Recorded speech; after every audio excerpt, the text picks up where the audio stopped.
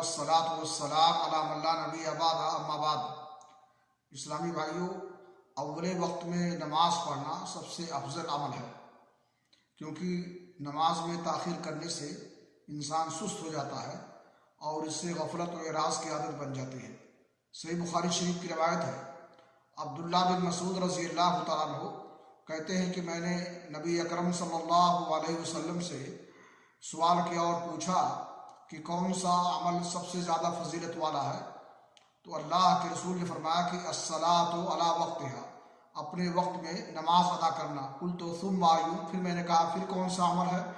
तो आपने फरमाया बिर्रुल वालिदैन, वालिदैन के साथ हुस्न सलूक करना और अच्छा बर्ताव करना। कुल तो सुम्मा आयु, फिर मैंने कहा फिर कौन सा अमल सबसे ज़्यादा फजीलत वाला है।